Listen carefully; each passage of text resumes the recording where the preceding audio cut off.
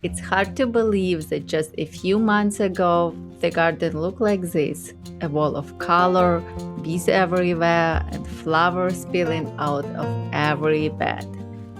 But right now, everything is quiet. The garden is frozen, the beds are covered in snow, and it feels like spring is a long way off. But this is actually my favorite time to dream about the next season. When it's cold outside, I start planning how to make the flower garden even better. Last fall, I started by saving as many of my oven seeds as I could.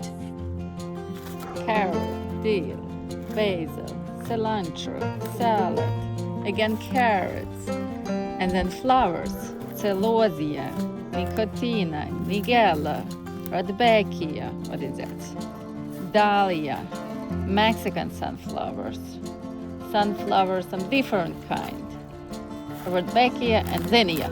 Woohoo! I ended up with nice seeds, but not enough to fill the whole garden for 2026. So this winter, I decided to bring in some reinforcements. I ordered from 3 different seed companies this year, and I chose each one for a specific reason. The first company I ordered from was Johnny Seeds.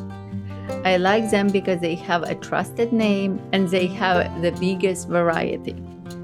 Those are going to make up the bulk of the flowers in the garden. Look at this Queenie formula mix. Those are so easy to get started and they bloom all season long.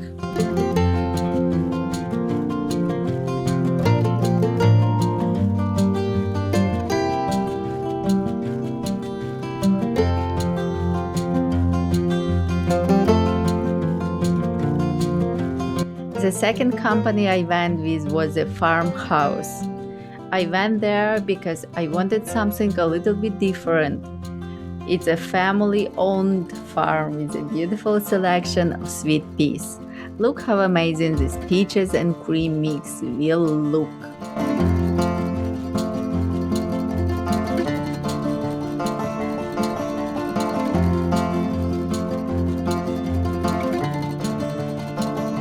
And the third company was Pepperharrow.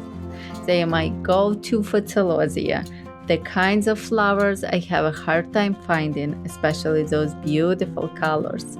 Look at this pink lemonade celosia mix. I love to use those in bouquets because of the unique shape and how they add so much color and character.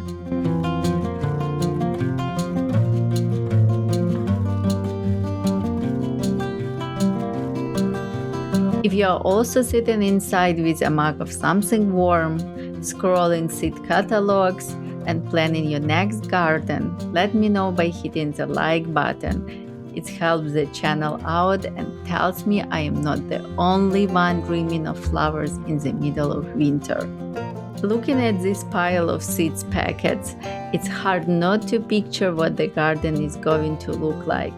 Beds overflowing with color again, pollinators back at work, and long summer evenings walking through the flowers.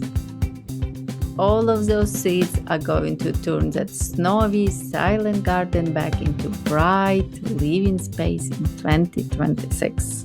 If you want to see how I start those flowers from seed and follow the garden from this snowy stage all the way to full bloom, make sure you're subscribed so you don't miss the next update.